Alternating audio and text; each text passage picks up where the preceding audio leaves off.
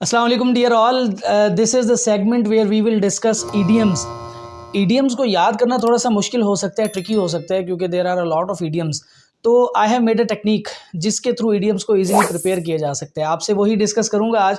Idioms को याद करने के लिए कुछ निमोनिक्स बनाने पड़ते हैं। निमोनिक्स ऐसी बातें होती हैं, कुछ शॉर्ट ट्रिक्स होते हैं जिससे आपको कोई बात याद रहती है। तो मैंने कुछ निमोनिक्स, आज के जो हम ईडियम्स डिस्कस कर रहे हैं उनकी लिस्ट ये है। इन ईडियम्स के बारे में आज हम डिस्कस करेंगे और इसकी जो मैंने निमोनिक्स बनाए हैं वो आपके साथ शेयर करूंगा। तो चलिए बढ़ते हैं ईडियम्स की तरफ।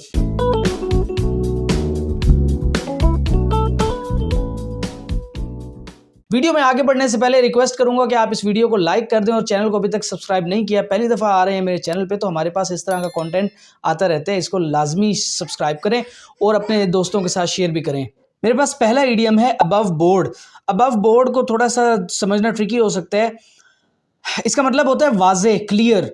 इसको आपने याद कैसे करना है? Imagine this is a board, इसके ऊपर अबव जो चीज़ पड़ी होगी that would be clear. Let me take an example. ये रिमोट है फॉर एग्जांपल, अगर ये ऊपर पड़ा है अबव बोर्ड, इस बोर्ड के ऊपर पड़ा है, तो ये वाजे है, क्लियर है, क्योंकि साफ नज़र आ रहा है। और इस इडियम को इसी तरह से आप समझ सकते हैं। अबव बोर्ड मीन्स वाजे और क्लियर। अब आप इसमें कोई भी सेंटेंस बना लें, जैसे my friends honesty was above board, उसकी जो ऑनेस्टी थी वो वाजे थी।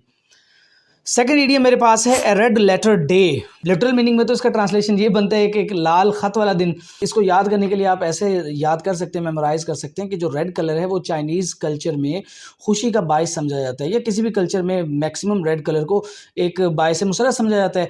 तो ऐसा दिन जो खुशी का दिन हो उसको कहते हैं अ रेड लेटर डे, एक ऐसा दिन जो खुशी का दिन हो। नेक्स्ट है जी एट क्रॉस पर्पसेस।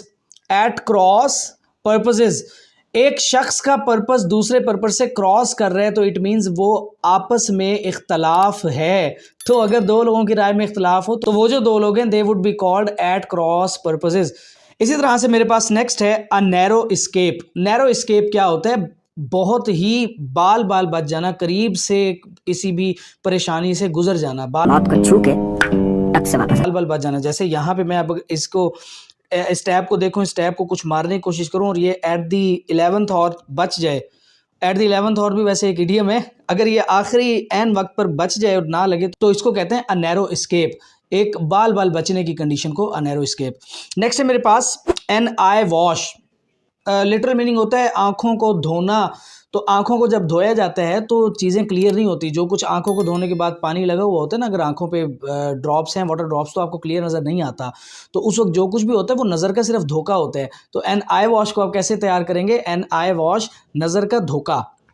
नेक्स्ट है all at sea. All at sea का लिटरल मीनिंग होता है पूरे तौर पर, मुकम्मल तौर पर समंदर में होना।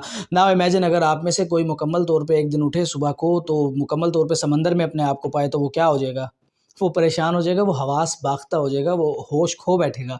तो basically all at sea means होश खो देना, हवास बाख्ता हो जाना। अब इसका सेंटेंस आप बना सकते हैं कहीं भी। अच्छा, नेक्स्ट है मेरे पास at home in something. At home का मतलब होता है घर में होना, लिटरल मीनिंग। तो घर में होने का मतलब क्या है? आप अपने घर में मतलब एक सिंपल सी एग्जांपल है कि आप घर में शेर होते हो, तो इट मीन्स आप घर में हर काम कर सकते हो। Eight home in something means किसी काम में माहिर होना। आप जिस काम में माहिर हो तो उसको कहते हैं एट होम। जैसे कि I am eight home in teaching English. हूँ ना, तभी तो तुम सुन रहे हो। नेक्स्ट मेरे पास है एन एप्पल ऑफ डिस्कॉर्ड। तो ये जो डिस है ये नेगेटिविटी को शो कर रहा है। एप्पल ऑफ डिस्कॉर्ड मीन्स किसी भी झगड़े की वजह होना, इख्तलाफ की वजह होना। जैसे for example new car was an apple of Discord between two brothers, तो वो उनमें झगड़े की वजह थी नई गाड़ी। इसी तरह से मेरे पास नेक्स्ट है bone of contention. Bone of contention का भी सेम वही मीन है।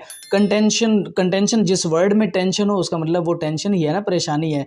तो दो लोगों में परेशानी की, तनाव की, खिंचाव की वजह को कहते हैं बोन ऑफ कंटेंशन। तो जैसे कि Kashmir is bone of contention between India and Pakistan.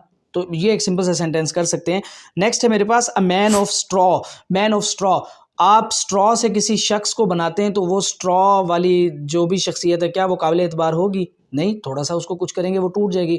तो एक ऐसा शख्स जिस पर एतबार ना किया जा सकता हो, who is not trustworthy at all, that person is called a man of straw. इसके बाद मेरे पास लास्ट है a hard nut to crack. एक ऐसा अखरोट जिसको तोड़ना बहुत मुश्किल हो, यह है लिटिल मीनिंग। तो इसका इडियोमेटिक मीनिंग क्या होगा? ऐसा मसला जो हल होने की तरफ ना जा रहा हो, जिसको हल करना बहुत मुश्किल हो। That is basically a hard nut to crack. I hope आपने तमाम इडियम समझ लिए हैं। नेक्स्ट दोबारा इस सेगमेंट के साथ आऊँगा, तब तक के लिए बेस्ट ऑफ लक एंड अल्लाह हाफिज़।